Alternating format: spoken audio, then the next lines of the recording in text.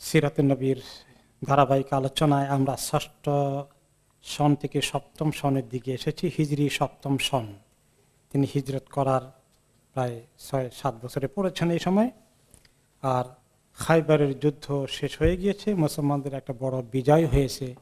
মদিনার শহর শুধু নয়, মদিনার আশেপাশে সমস্ত এলাকা যেখানে ইহুদিদের শক্তি ছিল, যারা ওনার জন্যে বড় ধরনের দুশ্মনীর ষড়যন্ত্র করছিল, এগুলোকে আল্লাহ তাআলা একরকম চুরমার করে দিয়েছেন।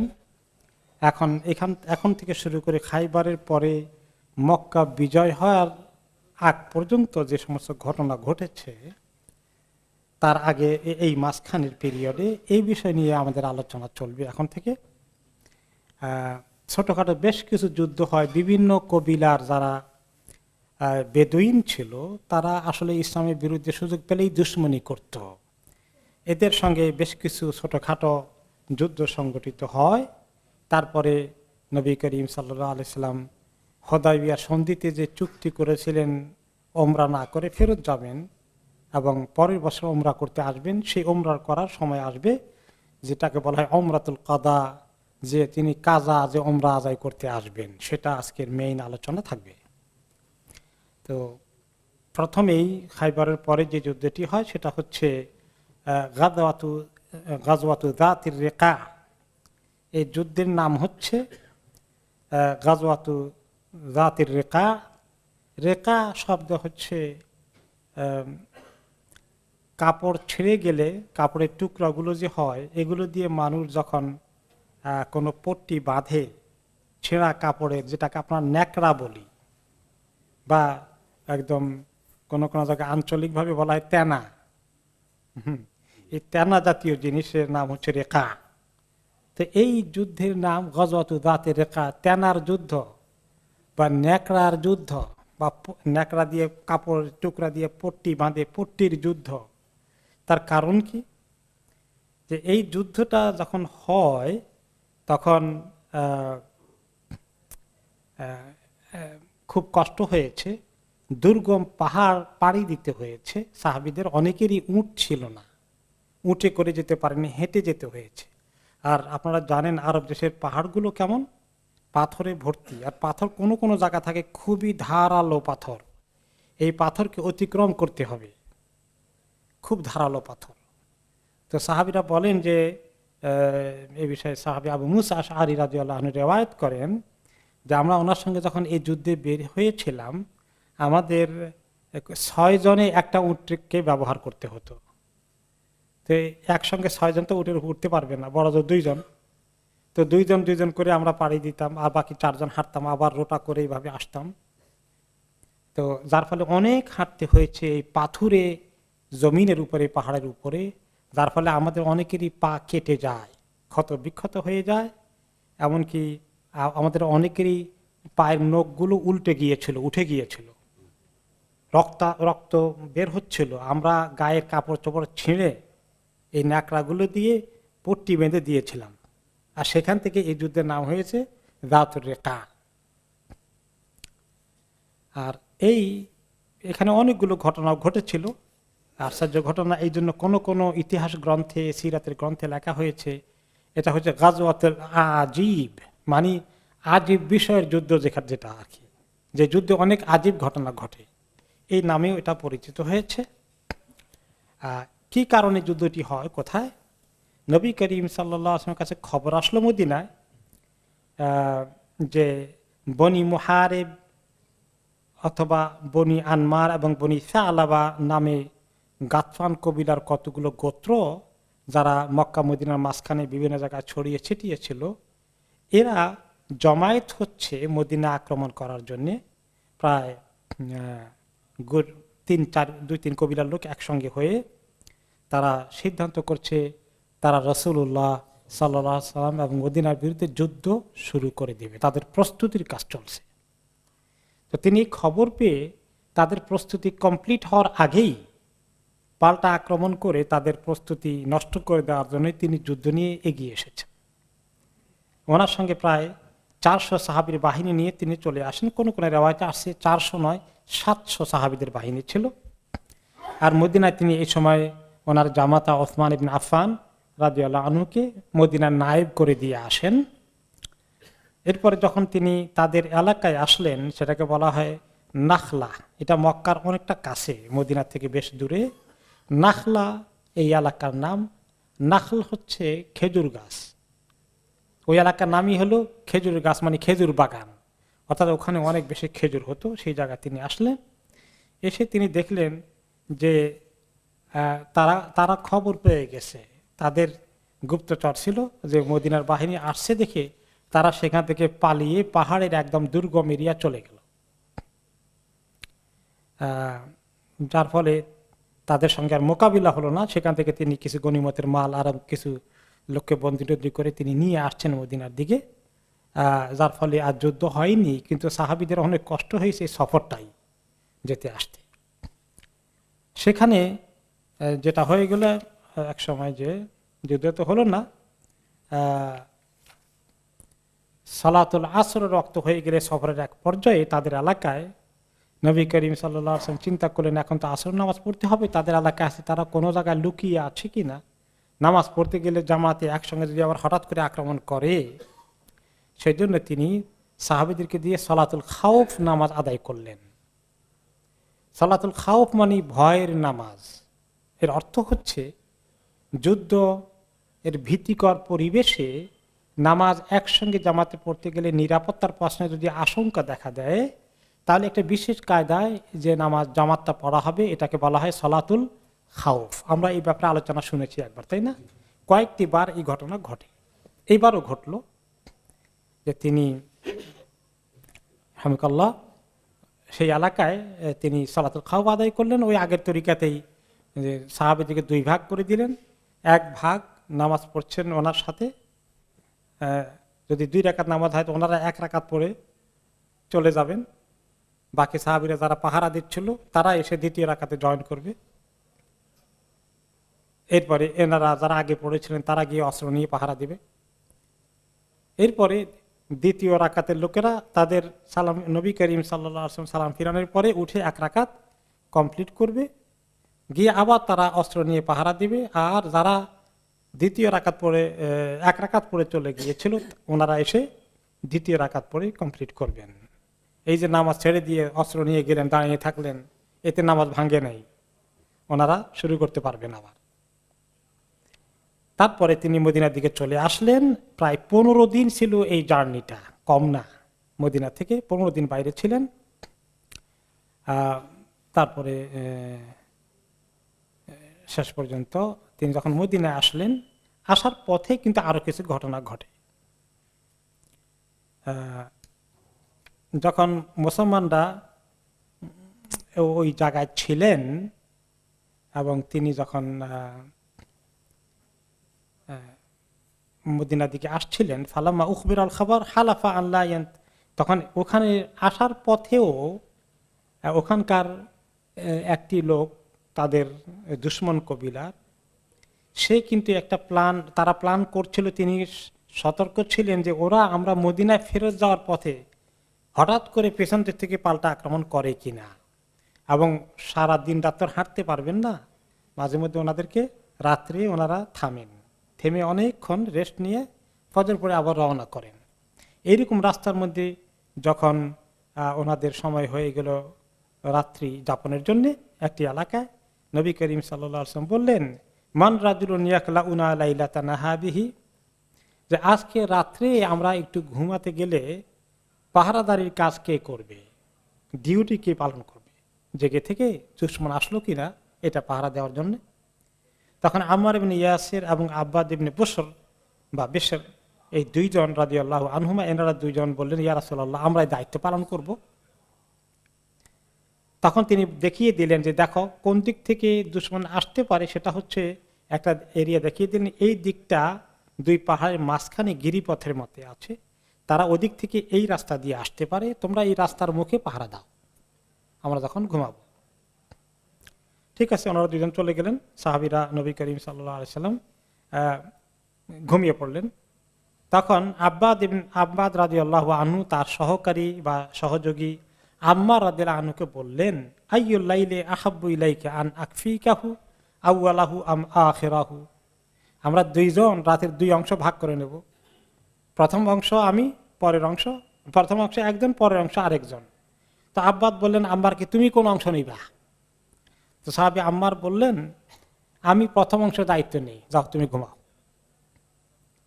আম্মার ঘুমিয়ে গেলেন। আর আব্বাদ ইবনে বিশর রাদিয়াল্লাহু আনহু চিন্তা করলেন, দাঁড়ায় থেকে লাভ কি, আমি একটু নফল নামাজ শুরু করি, তাহাজ্জুদ পড়ি। দাঁড়িয়ে থাকাও হলো, ঘুমাইলাম না, আর ডিউটিও করা হলো। দেখা যায় দুই কাজ তো একসঙ্গে মুশকিল। আসলে নামাজে মনোযোগ দিতে গেলে দুশমন পাহারা দেওয়া তো মুশকিল। উনি আর এটা খেয়াল করেন নাই, সাহাবী আবেদ মানুষ, তিনি ইবাদতে মত্ত হয়ে গেলেন। মনে করলেন দুশমন আক্রমণ করলে নামাজ পড়াতে আর পাবো, নামাজ ছাড়াই দেবো দরকার হলে, এই খেয়ালে নামাজটা পড়তে দাঁড়িয়ে গেলেন। ইতিমধ্যেই ওই দুশমন গ্রুপের থেকে একটা লোক, দুষ্ট প্রকৃতির, সে চলে আসলো আক্রমণ করতে, এবং উনি নামাজে আছেন, তাকে লক্ষ্য করে তীর ছুড়লো, তীর ওনার গায়ে গাঁথলো। তখন তিনি শরীর থেকে তীর টান দিয়ে বের করে নামাজে এখনো কন্টিনিউ করতেছেন। এরপরে দ্বিতীয় তীর মারলো, তিনি সেটাও টান দিলেন, তারপর তিনি নামাজ ছাড়েন না। 3 নম্বরটা দিলে তারপরে তিনি নামাজ ছাড়েন না। 3 নম্বরটার পরে দেখলেন যে না, অবস্থা তো কাহিল, এখন তো ওনাকে উঠাইতে, আমাকে তো শুধু মেরে ফেলবে না, যেহেতু এখন নবী করিম সাল্লাল্লাহু আলাইহি সাল্লামকে, ওনার বাহিনীকে অ্যাটাক করবে। তখন তিনি আম্মাকে ডাকলেন, আম্মার উঠো উঠো, জলদি উঠো। তারপর সে উঠে দেখলো লাভ দিয়ে কি অবস্থা, যে আমার এই অবস্থা। আর ওই যে দুশমনটা আসছিল, সে যখন দেখছে যে ইনি উঠে গেছেন, সে পালিয়েছে, সে একলাই আসছিল, সে ভেগে চলে গেল। তখন আম্মার তার ভাই আব্বাদের দুরবস্থা দেখে বললেন, ভাই তুমি কি করলা, তুমি প্রথমটার সঙ্গে তো আমাকে চিৎকার করে ডাক দিতে পারতা, এত দেরি করলা, 3টা তীর খেলা তুমি, তোমার এত রক্ত হয়ে, তুমি এখন মারাত্মক অবস্থায় আছো। আফাল্লাহ আহবাবতানি আউয়ালা মা রামাকা, প্রথম আঘাতের পরেই তুমি আমাকে কেন চিৎকার করে ডাক দিলে না? আব্বাদ বলছেন, আরে ভাই, আমি এমন একটা সূরা ধরছিলাম, সূরাটা এত মজা লাগছিল আমার, কইছি যে দেখি একটু পারি কিনা শ্বাস করতে, সূরাটা শ্বাস করে ফেলি, নামাজটা ছেড়ে দেব না। কিন্তু যতক্ষণ পর্যন্ত দেখলাম যে সে একটা পর একটা তীর ছুটছেই, তখন আমি শেষ পর্যন্ত তোমাকে 3 নম্বর পরে ডাক দিলাম। তবে শোনো, আমার এত মজা লাগছিল না আমাদের মধ্যে, যদি রাসূলুল্লাহ সাল্লাল্লাহু আলাইহি সাল্লামের হুকুম পালনের অমান্য করা না হতো, তাহলে আমার উপর যাই হওয়ার হতো, আমি নামাজ ছাড়তাম না। কিন্তু চিন্তা করলাম যে রাসূলুল্লাহ সাল্লাল্লাহু আলাইহি সাল্লাম পাহারা দেওয়ার দায়িত্ব দিয়েছে, আমি এখন এই কাজ কি করবো না। তো আল্লাহ তাআলা সাহাবীদেরকে কি ঈমান দিয়েছিলেন, আল্লাহর সঙ্গে সম্পর্কের কি মজা, আমরা কিছুই একটু টেরই পেলাম না, আমরা কিছু চাকতে পারলাম না মজাটা, ওনারা পেয়েছিলেন। এটা দুনিয়ার কোনো অশান্তি আল্লাহ তাআলার সঙ্গে সম্পর্ক থেকে বিচ্ছিন্ন করতে পারত না ওনাদেরকে। আর সেই মজাটা থেকে আমরা বঞ্চিত থেকে গেলাম। আল্লাহ তাআলা যেন আমাদেরকে সেই মজাটা দান করেন। আল্লাহুম্মা রযুকনা হালাওয়াতাল ঈমান। হ্যাঁ, এরপরে এই একটা ঘটনা গেল, আরেকটি ঘটনা ঘটেছে। ওখান থেকে পরে আবার ওনারা দিনের বেলা যাত্রা অব্যাহত করেছেন মদিনার দিকে, রাস্তা তো অনেক লম্বা। এরপরে যখন কিছু একটা জায়গায় দুপুর বেলা আসলো, একদিন চলতে চলতে প্রচন্ড খরা দুপুরে নবী করিম সাল্লাল্লাহু আলাইহি সাল্লাম এবং আরবরা সাধারণত ওই সময় হাঁটতেন না, ঘন্টা 2-3 মধ্য দিবসে গরমটাকে তারা কোনো গাছ টাছ পাওয়া গেলে, আরব দেশে কোনো কোনো সময় মরুভূমিতে ছোটখাটো গাছ হলে থাকে, একটু ছায়া পাওয়া যায়, সেখানে বিশ্রাম করতেন।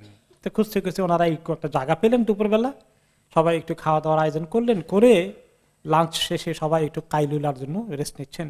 সবাই সবার জায়গায় মোটামুটি রেস্ট নিচ্ছেন। একটা সুন্দর মোটামুটি ছোটখাটো হইলেও একটু ছায়া আছে, এই গাছটাকে বাছাই করে সাহাবীরা নবী করিম সাল্লাল্লাহু আলাইহি ওয়াসাল্লামকে বললেন যে আপনি এখানে ঘুমিয়ে পড়েন, আমরা আশেপাশে যেখানে আছে আমরা একটু রেস্ট নিচ্ছি।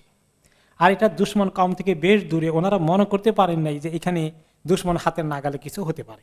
এই জন্য সবসময় ওনারা নবী করিম সাল্লাল্লাহু আলাইহি ওয়াসাল্লামকে পাহারা দিতেন, ডিউটি করতেন, কিন্তু এই সময় কেউ ডিউটি করলেন না, যে যার যার মতো সবাই খেয়ে একটু কাইলুলার জন্য হালকা একটু রেস্ট নিতে শুয়ে গেলেন। তারপরে সাহাবীরা বলেন, জাবের রাদিয়াল্লাহু আনহু বলেন যে ফানিমনা নাওমাতান, কিন্তু ঘুমটা আমাদের ভালো করেই এসে গেল। স্বয়ং রাসূলুল্লাহ সাল্লাল্লাহু আলাইহি ওয়াসাল্লাম ভালো করেই একটু মোটামুটি ঘুম দিলেন, যে মোটামুটি তন্দ্রা না, ভালোই ঘুমের মতো, আমরাও ভালোই ঘুম দিলাম। ইতিমধ্যেই ওই এলাকার বা আশেপাশে থেকে এক লোক আসলো, গাউরাস ইবনুল হারিস নামে এক বেদুইন চলে আসলো। কোত্থেকে? লাভ দিয়ে এসে নবী করিম সাল্লাল্লাহু আলাইহি ওয়াসাল্লাম কোথায় আছে টার্গেট মতো সেখানে পৌঁছলো। এসেই দেখে যে ওনার তরবারিটা উনি নবী করিম সাল্লাল্লাহু আলাইহি ওয়াসাল্লাম গাছের মধ্যে ঝুলিয়ে রেখে উনি একটু শুয়ে পড়েছেন। তো উনি ঘুমের মধ্যে আসেন, সে চট করে তরবারি হাতে নিয়ে খাপ থেকে খুলে ফেললো। খুলে এখন নবী করিম সাল্লাল্লাহু আলাইহি ওয়াসাল্লামকে লক্ষ্য করে বললেন, তাখাফুন ইয়া মুহাম্মদ, মুহাম্মদ কি মনে হয় আমার ভয় লাগে না তোমার কাছে? এখন এখন তোমার কি ঘটবে? ভয় ভয় লাগছে? কি ঘটতে পারে এখন তোমার? সে খুব গর্বের সাথে বলছে আর কি। নবী করিম সাল্লাল্লাহু আলাইহি ওয়াসাল্লাম বললেন, লা, আমার কোনো ভয় লাগছে না। ভয় লাগে না? ফামানি আমরা ওই কামিনি, এখন যে তোমার কল্লা ফেলে দেবো, কে মানা করবে তোমাকে? এটা কেউ তো নাই, সব তো ঘুমাচ্ছে ওখানে। নবী করিম সাল্লাল্লাহু আলাইহি ওয়াসাল্লাম জবাব দিলেন, আল্লাহ, আল্লাহ আমাকে নিরাপত্তা দিবেন। তারপরে দেখ তার হাত আর নড়ে না, তরবারি আর উঠতে পারে না। তখন তিনি ডাক দিলেন নবী করিম সাল্লাল্লাহু আলাইহি ওয়াসাল্লাম, সাহাবীদেরকে দিকে আসো।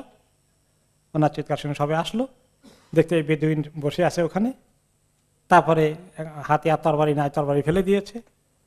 নবী করিম সাল্লাল্লাহু আলাইহি ওয়াসাল্লাম বললেন, ইন্না হাযা ইখতারাতা সাইফি ওয়া আনা নাইম, আমি ঘুমেছিলাম, সে আমার তরবারিটা খাপ থেকে খুলে তো আমার উপরে রেডি করে রেখে ফেলেছিল। ফাস্তাইকাযতু ওয়া হুয়া ফি ইয়াদিহি সালতান, আমি চোখ খুলে দেখি তার হাতে তরবারি, একদম নাঙ্গা তলোয়ার রেডি। ফাকালা লিমান ইয়ামনাউকা মিন্নি, আমাকে বললো তোমাকে রুখবে কে এখন আমি তোমাকে বধ করব, হত্যা করব? আমি বললাম আল্লাহ।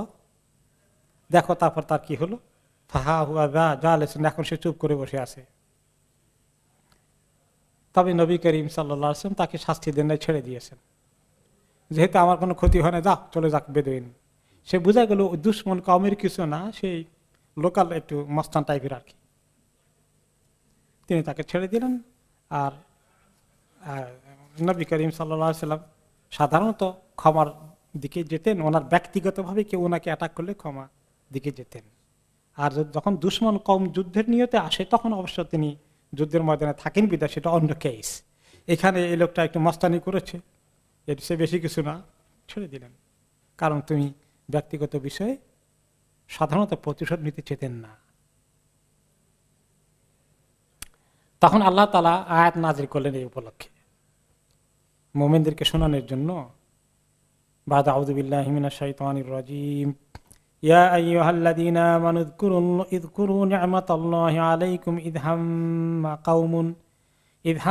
কাওমুন আন ইয়াবসুতু ইলাইকুম আইদিয়াহুম ফাকাফফা আইদিয়াহুম আনকুম ওয়াত্তাকুল্লাহ ওয়া আলাল্লাহি ফালিয়াতাওয়াক্কালিল মুমিনুন। যে হে ঈমানদারগণ, আল্লাহকে স্মরণ করো, আল্লাহর নিয়ামতকে স্মরণ করো তোমাদের প্রতি। যখন কিছু লোক তোমাদের প্রতি হাত প্রসারিত করেছিল, আল্লাহ তাআলা তাদের হাত থামিয়ে দিয়েছেন তোমাদের থেকে। আল্লাহকে ভয় করো, আর আল্লাহর উপরই প্রকৃত মুমিনদের তাওয়াক্কুল করা উচিত।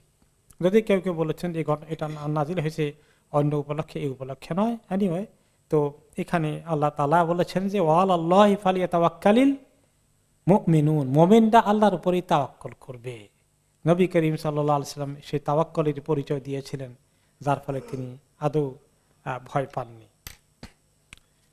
এই গেল 2 নম্বর ঘটনা ঘটলো গাজওয়াতু যাতির রিকা, এই যুদ্ধের আসার পথে। 3 নম্বর ঘটনা ঘটলো জাবের রাদিয়াল্লাহু আনহুর একটা উট আছে, সেই উটের একটা ঘটনা আছে, একটা অলৌকিক ঘটনা একটা উটের। তিনি যখন ফেরত আসছিলেন, তখন নবী করিম সাল্লাল্লাহু আলাইহি ওয়াসাল্লাম জাবের রাদিয়াল্লাহু আনহুর উটটাকে খরিদ করলেন। যে উটটা ওনার নিজের উট, জাবের রাদিয়াল্লাহু আনহুর। একসঙ্গে হাঁটতে হাঁটতে উনি ওনার সঙ্গে কেনা বেচা করলেন, তোমার উটটা আমাকে বিক্রি করা। পুরো ঘটনাটা পরে আসছে, কিভাবে কেন কিনতে গেলেন। সেটা হচ্ছে যে আমরা যখন জাবের রাদিয়াল্লাহু আনহু এই উটের মালিক বলেন, যখন আমরা ফেরত আসছিলাম যুদ্ধ থেকে, আমার এই উটটা আমাকে খুব ডিস্টার্ব করছিল। এই উটটা হয়ে গেছে এত দুর্বল, আমাকে নিয়ে চলতেই পারে না এখন আর।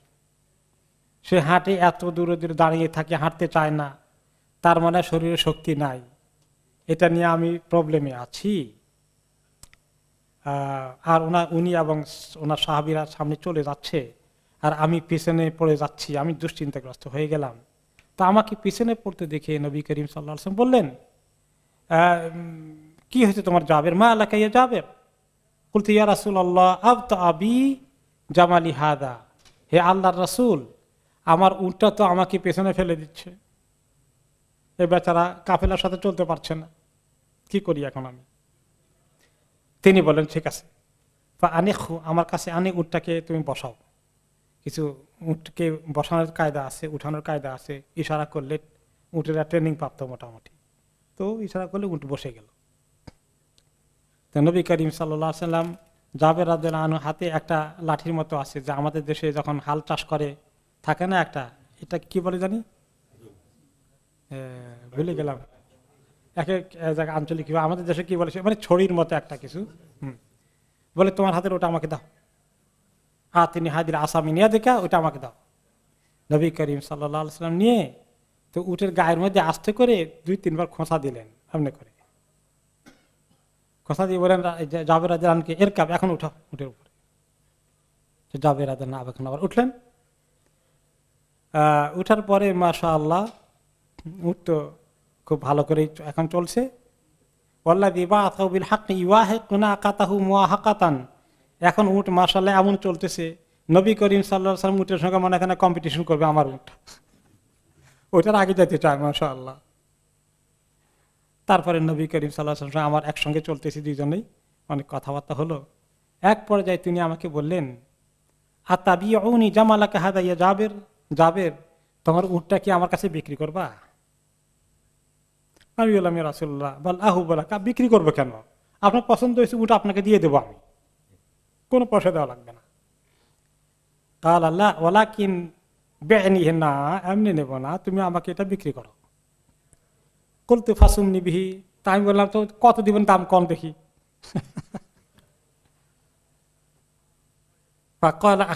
আখাস্তু বিদ্যারহাম, 1 দিরহাম দেবো। 1 দিরহাম তো একেবারে কম হয়ে গেল। আমি বলি না 1 দিরহাম হবে না, তো 2 দিরহাম দেবো। আমি বলি না তা কি হয় নাকি, 2 দিরহাম তো একেবারেই কম হয়ে গেল। তো নবী করিম সাল্লাল্লাহু আলাইহি ওয়াসাল্লাম আরো বাড়ান, আমিও কই আরেকটু দেন, আমি কই আরেকটু বাড়ান।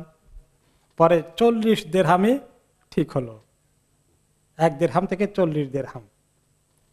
আসলে নবী করিম সাল্লাল্লাহু আলাইহি ওয়াসাল্লামের একটা মতলব আছে, ওনার মতলব আছে একটা, উনি এভাবে দরাদরি করছেন।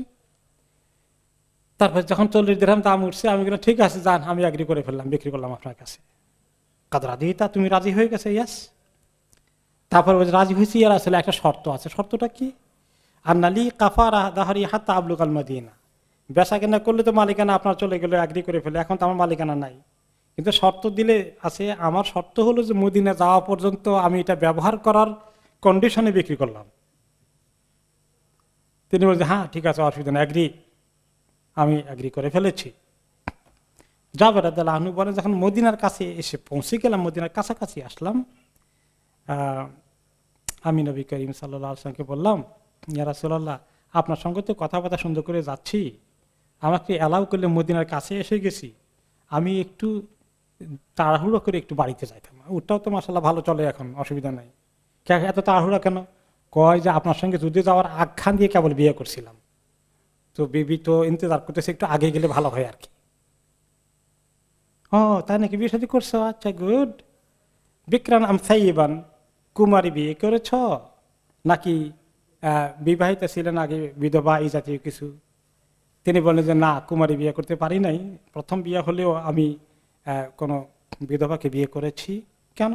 ফাহাল্লা বিক্রান তুলা ইবুহা তুলা ইবুকা, তুমি জওয়ান মানুষ, ইয়াং মানুষ, তুমি একদিন ইয়াং মহিলা, অবিবাহিত মহিলাকে বিয়ে করবা, সেও তোমার সঙ্গে খেলাধুলা করবে, তুমি তার সঙ্গে খেলাধুলা করবা, তার মানে একটু যদি বয়স্ক হয়ে যায় তো তোমার মেজাজের সঙ্গে তোমার এই, তুমি যুবক মানুষ, তো মিলবে না, তো এটা কেন করলা? তো বলতে ইয়া রাসূলুল্লাহ ইন্না আবি উসিবা ইয়ামা উহুদ, আপনি জানেন আমার আব্বা উহুদের যুদ্ধে শহীদ হয়েছেন। ওয়া তারাকা বানাতিন লাহু সাবআন, আর ওনার 7টি মেয়ে রেখে গেছেন, আমার 7 বোন। ওকে, ফানাকাহতু ইমরাআতান জামিআতান তাজমাউ রুউসাহুন ওয়া তাকুমু আলাইহিন। তা আমি চেয়েছিলাম যে একজন এমন মহিলার দরকার যে আমার বোনগুলোকে রক্ষণাবেক্ষণের দায়িত্ব পালন করার মতো জ্ঞান বুঝ এবং এতটুকুন ধৈর্য থাকবে। যদি একদম ইয়াং একজনকে বিয়ে করি তাহলে তো এত দায়িত্ব পালনের কোনো কেয়ার করবে না। সেই জন্য আমি স্যাক্রিফাইস করেছি আমার ছোট বোনগুলোকে লালন পালন করার দায়িত্ব একটু মাকে হেল্প করতে পারবে, তা নাহলে তো মা সাফার করবেন। এই পুত্রবধূ যদি হয় বেশি ইয়াং তাহলে তো ঠকাঠকি লেগে যাবে এবং আমরা সমস্যা পড়ে যাব। তখন তিনি দোয়া করলেন, শুনে খুব খুশি হলেন। আসাবতা ইনশাআল্লাহ, তাহলে আশা করি তুমি রাইট ডিসিশন নিয়েছ। ওনার জন্য দোয়া করলেন। ফাবারাকাল্লাহু আলাইকা, আল্লাহ তাআলা তাহলে তোমার এই বিয়ের মধ্যে বরকত দান করুন। জাবের রাদিয়াল্লাহু আনহু বলেন, ঘটনা শেষ হয়নি। আমি যখন মদিনা পৌঁছে গেলাম, তারপরে বাড়িতে ঘুরে এসে বা আমি প্রথমেই নবী, ওনারা নিয়ম ছিল যে মসজিদে নববীতে এসে 2 রাকাত পড়ে তারপরে ওনারা ঘরে যেতেন। তা আমি যখন ওনার ঘরের সামনেই মসজিদ, তার মসজিদের ওনার ঘরের সামনে আমার উটটাকে ওখানে রাখলাম, এসে মসজিদে আসলাম। যখন নবী করিম সাল্লাল্লাহু আলাইহি ওয়াসাল্লাম উটটা দেখতে পেলেন, উট দেখে তিনি বললেন, মা হাদা, এটা কি, মানে এটা কার উট? বলা হইয়া রাসূলুল্লাহ হাদা জামালুন জাআ বিহি জাবের, জাবের যে উট নিয়ে এসেছেন ওই উট। তখন তিনি বললেন, আইনা জাবের, জাবের কই? আমাকে ডাকা হলো, আমি গেলাম। তিনি তখন বললেন, ভাতিজা এদিকে আসো।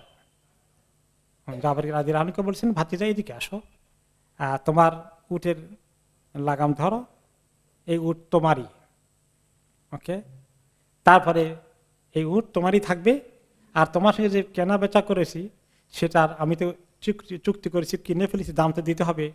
যাও বেলাল, তাকে তুমি 40 দিরহামে, 1 উকিয়া হয় স্বর্ণের একটা দিনার হয়, এটা সহকারে আরো কিছু এক্সট্রা দিয়ে তাকে তুমি দিয়ে দাও। তার মানে উনি আসলে তাকে হাদিয়া দেবেন, সেটার জন্য এই কাহিনী, দামও বাড়িয়েছেন, উটও দিয়ে দিলেন, আবার 40 দিরহামের যে উকিয়া হয় সোনার সেটাও দিয়ে দিলেন। তো নবী করিম সাল্লাল্লাহু আলাইহি সাল্লাম আমাকে সে যেটা উনি দামাদামি করলেন সেটাও দিলেন, উটও দিলেন, আরো এক্সট্রা কিছু দিয়ে দিলেন।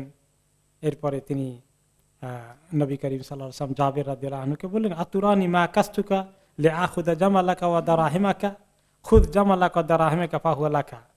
তুমি কি মনে করেছিলে প্রথম যখন তোমার দামাদামি করছিলাম, অল্প অল্প দাম দিয়ে শুরু করছিলাম, তুমি বোধহয় মনে মনে করছিলে, ইয়া আল্লাহ, আল্লাহ রাসূল বুঝি এত দামাদামি করে, আমার ঠকানোর কোনো নিয়ত আছে কিনা, এরকম তোমার মনে কোনো আসছিল কিনা।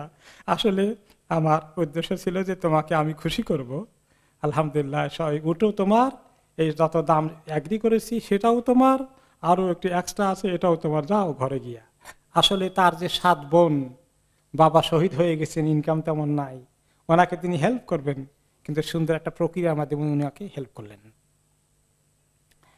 তো জাবের রাদিয়াল্লাহু আনহু বলেন, উনি যে আমাকে 40 দিরহাম দিয়েছিলেন বা তার মোকাবিলা সোনার যে একটা মুদ্রা হয় সেটা দিয়েছিলেন, এটাকে আমি একটা সুন্দর বাক্সে রেখে আমি আমার ঘরে রেখে দিয়েছিলাম। আমি এটা কোনো সময় ঢাকনা খুলতাম না, ওখান থেকে খালি পয়সা নিতাম আর খরচ করতাম, পয়সা নিতাম, বিসমিল্লাহ বলে খরচ করতাম, কোনোদিন টান পড়ে নাই, আর খুলে দেখি নাই কত আছে। এভাবে আমার ঘর বরকতে ভর্তি হয়ে গেল। এক পর্যায়ে যখন মদিনা ইয়াজিদের সময় সিরিয়ার বাহিনী মদিনা আক্রমণ করে মদিনাকে তছনছ করে দিয়েছিল, তখন তারা এটাকে লুট করে নিয়ে যায়, যার ফলে আমার এই মূল্যবান সম্পদটা হারিয়ে যায়। এটা ছিল এই গজওয়াত জাতের রেকার, এই যুদ্ধের পরে আসার পেছনে একটি ঘটনা। আরেকটি ঘটনা, একটা পাখির ঘটনা ঘটে এই যুদ্ধ থেকে ফেরত আসার পরে। সাহাবীরা ফেরত আসছেন, আসার পথে বলেন যে আমরা কোনো সাহাবীরা দেখলাম যে একটা পাখি আছে শিকারি, যেগুলা শিকার করে ওনারা খায়, এইরকম একটা ঘুঘু পাখি, বাইরের চেয়ে বড় সাইজের, তার 2টো বাচ্চা আছে। তা আমরা দেখি যে পাখির বাচ্চা দেখা যায়, 2টো বাচ্চা বড় হয়েছে, খাওয়ার মতো হয়েছে, আমাদের দেশে কবুতরের বাচ্চা যেভাবে খায়। তো বাচ্চা 2টোকে নিয়ে আসলাম, আর তখন ওই পাখিটা, মা পাখিটা এরকম কিচিরমিচির করতেছে, চক্কর লাগাচ্ছে, ওই বাচ্চা যেখানে আছে তার মাথার উপর দিয়ে মানুষের মাথার উপর ঘুরতেছে। তো নবী করিম সাল্লাল্লাহু আলাইহি সাল্লাম সাহাবাদেরকে লক্ষ্য করে বললেন, মান ফাজা হাদিহি বিওয়ালাদিহা, এই পাখি, মা পাখিটাকে, এই বেচারিকে কষ্ট দিল কে, তার দিলকে এইভাবে আঘাত করলো কে, তার বাচ্চা নিয়ে এসেছে। রুদ্দু হাওয়ালাদাহা ইলাইহা, খবরদার খবরদার, তার পাখির বাচ্চা দুটাকে বাসায় দিয়ে আসো। আলহামদুলিল্লাহ, কি দয়ালু নবী, তাই না? রহমত আলিল্লাহ, সমস্ত সৃষ্টির প্রতি তিনি ছিলেন রহমত। এই যুদ্ধ থেকে ফেরত আসার পথে আরেকটি ঘটনা ঘটে। কারিয়াতুন নামল, সাহাবীরা আসতে আসতে এক পর্যায়ে ওনারা কোনো জায়গায় রেস্ট নিচ্ছিলেন, সেখানে খাবার দাবার ছিল। দেখেন যে চতুর্দিকে খালি পিঁপড়া, পিঁপড়ার ঢিবি আছে, ঢিবি বলি না আমরা, পিঁপড়ার এরকম বাসা বানানো আছে। এইগুলো এসে ওনাদেরকে বেশি যন্ত্রণা দিচ্ছে। তো কয়েকজন সাহাবী কত লাকড়ি এনে দিছে, আগুন জ্বালায়। ইন্নালিল্লাহ, এটা দেখে পিঁপড়াগুলো সব মরে সাপ পুড়ে গেল। তো নবী করিম সাল্লাল্লাহু আলাইহি ওয়াসাল্লাম দেখে খুব তাদেরকে সাবধান করলেন। মান হারাকা হাদিহি, কে এই কাজটা করলো, হারে পিঁপড়াগুলোকে এইভাবে পুড়ে দিয়েছে, জ্বালিয়ে দিয়েছে। আর সাহাবীরা কয়েকজন বলে, ইয়া রাসূলুল্লাহ, আমরা এই কাজ করে ফেলেছি, আমাদের এখানে ওই পিঁপড়া ঢুকলে বুঝেন না, সব জায়গায় খালি কামড় দেয়, তারপরে বিরক্ত লাগে, তো এই কারণে আমরা রেস্ট নিতে পারছিলাম না, আমরা দিছি আগুন দিয়ে জ্বালিয়ে। তিনি বলেন, ইন্নাহু লা ইয়ামবাগি আন ইউআযযিবা বিন-নার ইল্লা রাব্বুন নার, আগুন দ্বারা কোনো মাখলুককে পোড়ানো কারো জন্যই ঠিক নয়, একমাত্র আগুন দিয়ে পোড়াবেন কে? আল্লাহ। এই জন্য যে কোনো ধরনের ক্ষতিকর কোনো প্রাণী মাখলুককে, সাপ বিচ্ছু ইত্যাদি যাই কিছু বলেন, ক্ষতিকর কোনো প্রাণীকেও আগুন দিয়ে পোড়ানো নিষেধ, আগুন দিয়ে পোড়ানো নিষেধ। আর এই জামানায় দুষ্কৃতিকারী লোকগুলো মানুষকেও আগুন দিয়ে পুড়িয়ে দেয়। ইন্নালিল্লাহি ওয়া ইন্না ইলাইহি রাজিউন। এরপরে আরো বেশ কিছু ছোটখাটো যুদ্ধ হতে থাকে বেশ কিছু কবিলার সঙ্গে। তারপরে আসলো আরেকটি যুদ্ধ হয়ে গেল, সেটা হচ্ছে হিজরি 7ম সনের রমাদান মাসে নবী করিম সাল্লাল্লাহু আলাইহি সাল্লাম সাহাবী গালিব ইবনে আব্দুল্লাহ লাইসি রাদিয়াল্লাহু আনহুকে 130 জন সাহাবী সহকারে পাঠিয়ে দিলেন বনি উয়াল ও বনি আবদ ইবনে সালাবা লোকদের কাছে, যারা প্রায় মদিনা থেকে উত্তর দিকে রিয়াদের কাছাকাছি এলাকার ওই পথে যাওয়ার পথে এদের বসবাস। আসলে তাদেরকে তারাও ইসলামের দুশমনী করত, আর মদিনার আশেপাশে তিনি শত্রু মুক্ত রাখার জন্য অ্যাডভান্স বিভিন্ন জায়গায় বাহিনী পাঠাতেন। এরপরে সেখানে গিয়ে তারা তাদেরকে যুদ্ধ করলো, যুদ্ধে তারা মাশাআল্লাহ মোটামুটি বিজয় লাভ করলেন। ওই যুদ্ধের মধ্যে একটি ঘটনা ঘটে। উসামা ইবনে যায়েদ রাদিয়াল্লাহু আনহু, নবী করিম সাল্লাল্লাহু আলাইহি ওয়াসাল্লামের পালক পুত্র ছিলেন যে যায়েদ রাদিয়াল্লাহু আনহু, ওনার ছেলে উসামা সেই যুদ্ধে ছিলেন। তো উসামা এবং বলেন যে আমি এবং আরেক সাহাবী দুইজনে মিলে একটা এক লোককে যুদ্ধের মধ্যে পেয়ে গেলাম, একজন আনসারী এবং আমি দুইজনের সামনে আমাদের দুশমন লোক একটাকে পেয়ে গেলাম। পেয়ে আমরা দুইজনে তাকে ধরে তার বুকের উপরে বসে গেছি যে এখন তাকে আমরা হত্যা করব। তো সে চিৎকার করে তখন বলল, লা ইলাহা ইল্লাল্লাহ, কালিমা পড়ে ফেলেছে। এই কথা তার লা ইলাহা ইল্লাল্লাহ শোনার পরে আনসারী সাহাবী ছেড়ে দিয়ে চলে গেলেন,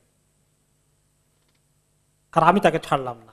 আনসারী আমাকে বললেন যে সে তো এখন কালিমা পড়েই বলছে, আমি তাকে হত্যা করতে পারবো না, মুসলমানকে মারা যাবে না, তো তুমি ছেড়েছে। বলে না না, আমি উঠবো না, কারণ সে আসলে কালিমা কি পড়ছে জানেন? জান বাঁচানোর জন্য শুধু, সে তো আসলে আমাদেরকে মারতে, এখন বেকায়দা পড়ে লা ইলাহা ইল্লাল্লাহ পড়ছে, কাজে তার কালিমা আমি বিশ্বাস করি না, তিনি তাকে হত্যা করে ফেলছেন।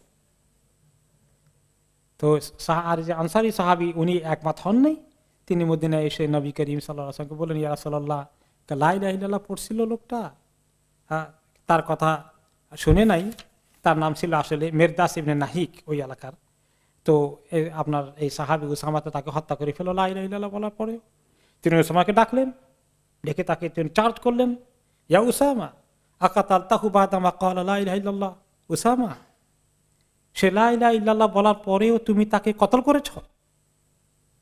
কুলতু ইয়া রাসূলুল্লাহ ইন্নাহু ইন্নামা কানা মুতাআউযিদান, ইয়া রাসূলুল্লাহ, আমার কাছে সুস্পষ্ট মনে হয়েছিল সে আমাদের হামলা থেকে বাঁচার জন্যই পড়েছিল, আসলে সে ইসলামের আগাও বুঝে নাই, গোড়াও বুঝেনি, ইসলামের ভিতরে ঢুকেও নাই, এটাই আমার কাছে ভেরি ক্লিয়ার ছিল, এই জন্য ইয়া রাসূলুল্লাহ আমি তাকে ছাড়িনি। নবী করিম সাল্লাল্লাহু আলাইহি ওয়াসাল্লাম বললেন, ফাহাল্লা শাকাকতা আন কলবিহি হাত্তা তা'লামা আন্নাহু ইন্নামা ক্বালাহা ফারাকান মিনাস সিলাহ, তুমি কি তার বুকটা চিরে ফেঁড়ে অন্তরে দেখেছিলা যে সে ভয়ের, অস্ত্রের ভয়ের কারণে লা ইলাহা ইল্লাল্লাহ পড়েছে মউত থেকে বাঁচার জন্য, সে জেনুইনলি পড়েনি, তুমি কি তার অন্তরটা চিরে কেটে দেখেছিলা? কাইফা তাসনাউ বিলা ইলাহা ইল্লাল্লাহ ইযা জাআত ইয়াউমুল কিয়ামা, কিয়ামতের দিন সে যদি লা ইলাহা ইল্লাল্লাহ নিয়ে উঠে আল্লাহর কাছে, তাহলে তুমি এর কি জবাব দেবে আল্লাহর কাছে? তারপরে তিনি বলতে থাকলেন, কয়েকবার বললেন। এই ওনার এই বলা দেখে উসামা বলেন, আয় হায় রে, আমার কাছে তখন এত কষ্ট লাগছিল, আমি কি কাজ করলাম। মনে হচ্ছিল যদি এই কাজটা করার পরে আমি ইসলামে দাখিল হতাম তাহলে আমার নিরাপত্তা ছিল। এই কাজ করার আগেই তো ইসলামে দাখিল হয়েছি, কারণ যত অন্যায় করুক ইসলাম কবুল করার পরে আগে সব গুনাহ মাফ। এখন তো আমি ইসলাম তো বহুত আগে কবুল করে এখন এই কাজ করেছি, এখন আমার কি উপায় হবে? আমি আফসোস করতেছিলাম। অবশ্য নবী করিম সাল্লাল্লাহু আলাইহি ওয়াসাল্লাম হয়তো তার জন্য আল্লাহ তাআলার কাছে দোয়া করবেন। এরপরে উসামা রাদিয়াল্লাহু তাআলা আনহু তখন বললেন যে, আমি নবী করিম সাল্লাল্লাহু আলাইহি ওয়াসাল্লামকে বললাম তখন, ইয়া রাসূলুল্লাহ ইন্নী উআহিদুল্লাহ আল্লাহ উকাতিলা আহাদান ইয়াশহাদু আল্লা ইলাহা ইল্লাল্লাহ, আমি আল্লাহকে সাক্ষী রেখে আপনার কাছে ওয়াদা করছি ইয়া রাসূলুল্লাহ, জীবনেও আর কোনোদিন যেই ব্যক্তি লা ইলাহা ইল্লাল্লাহ বলেছে তাকে আমি তার বিরুদ্ধে কোনোদিন আর লড়াই করব না, অস্ত্র ধরব না। এবং তিনি এই কথায় টিকে ছিলেন। এমনকি আলী রাদিয়াল্লাহু আনহুর সঙ্গে মুআবিয়া রাদিয়াল্লাহু আনহুর যখন যুদ্ধ হয়, তখন তো দনগ্রুপ মুসলিম, আলী রাদিয়াল্লাহু আনহু ওনার গ্রুপে আসার জন্য ওনাকে আহ্বান করলে উনি জান নাই যে আমি নবী করিম সাল্লাল্লাহু আলাইহি ওয়াসাল্লাম পাকের সঙ্গে কথা দিয়েছি, কালিমা যে পড়েছে তার বিরুদ্ধে আমি কখনো আর অস্ত্র ধরবো না, আমাকে মাফ করেন। এর কথা ঠিক রেখেছেন এবং তিনি সত্যি অনুতপ্ত হয়েছেন। এরপরে আরেকটি চমৎকার ঘটনা ঘটে মদিনায়, সেটা হচ্ছে সুমামা ইবনে উসাল আল হানাফি নামে এক লোক এর কাহিনী। নবী করিম সাল্লাল্লাহু আলাইহি ওয়াসাল্লাম মদিনাকে শত্রু মুক্ত করা এবং মদিনার আশেপাশে সকল এলাকায় ওনার প্রভাব বিস্তার করা এবং এলাকাগুলো ওনার দখলে নিয়ে আসা, যাতে মক্কা বিজয়ের জন্য সুবিধা হয়, তিনি খুবই কাজগুলো করছেন মক্কা বিজয়ের আগে। তো তিনি নজদ এলাকার দিকে, নজদ যেটা এখন বর্তমানে রিয়াদ অঞ্চলকে নজদ পুরনো নাম বা ইয়ামামা বলা হয়, সেই দিকে তিনি এক ঘোড়ার বাহিনী পাঠালেন যে এখানে কোনো ধরনের, তারাও মাঝে মধ্যে উৎপাত করেছে, মক্কা আলাদের সঙ্গে সহযোগিতা করেছে, এখানে কোনো দুশমন থাকলে তাদেরকে ডিল করার জন্য। সেখানে ওনারা গিয়ে বনু হানিফা গোত্র বসবাস করত, সেই ওখান থেকে তারা একজনকে ধরে নিয়ে আসেন, সুমামা ইবনে উসাল তার নাম। এনে ওনারা যখন ওনাদের এক্সপাডিশন শেষ হয়ে গেল, ওনাদের অভিযান খতম, তাকে ধরে নিয়ে আসছেন, এনে মসজিদের একটা পিলারের সঙ্গে বেঁধে রাখছেন বন্দী হিসাবে। এরপরে নবী করিম সাল্লাল্লাহু আলাইহি সাল্লামকে খবর দিলেন যে ওনাকে তাই একজনকে পেয়েছি, ধরে নিয়ে আসছি, বাকি সব ঠিকঠাক আছে। তিনি বলে দিলেন যে আহসিনু ইসারাহু, এই বেতারাকে তোমরা বন্দী করে রাখো, কিন্তু তার সঙ্গে খুব ভালো ব্যবহার করো, খবরদার কোনো দুর্ব্যবহার করো না, খাবার দাবার এভরিথিং খোঁজ খবর রাখা, কেউ যেন তাকে কোনো কষ্ট না দেয়, খুব ভালো সম্মানের সাথে তাকে রাখো। সেই কিন্তু আবার নাম করা বনু হানিফা গোত্রের অন্যতম লিডার, সে প্রভাবশালী ব্যক্তি। উনি আসলে চাচ্ছিলেন এই লোকটা যদি ইসলাম কবুল করে ফেলে তাহলে আলহামদুলিল্লাহ বিরাট কাজে লাগবে। তো বন্দী অবস্থায় আসে, নবী করিম সাল্লাল্লাহু আলাইহি ওয়াসাল্লাম প্রত্যেক দিন একবার তার খবর নিতে যান, দেখতে যান। দেখা হলে প্রথম দিন সালাম দিয়ে তিনি জিজ্ঞেস করেন, মা ইনদাকা ইয়া সুমামা, সুমামা কি খবর তোমার, কোন খবর আছে?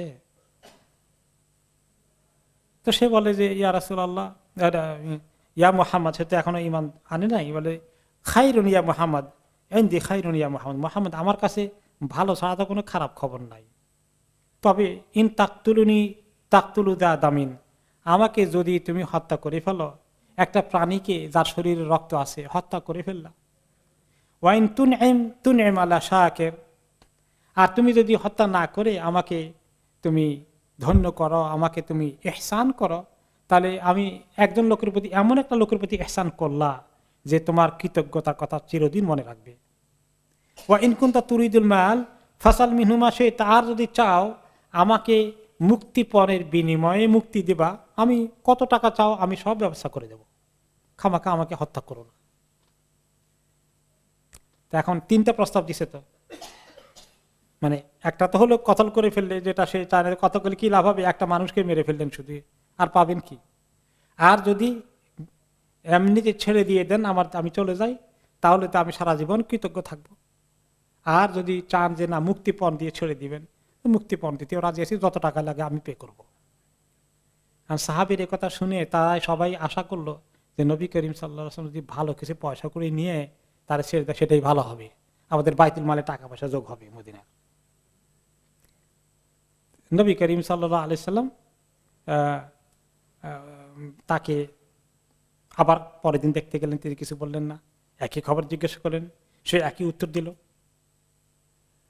এইভাবে 3 দিন যাওয়ার পরে তিনি সাহাবীদেরকে বললেন, এক কাজ করো, আতলিকু সুমামা, তাকে ছেড়ে দাও, মুক্ত করে দাও, কোনো মুক্তি মূল্যের দরকার নাই, মুক্ত করে দাও।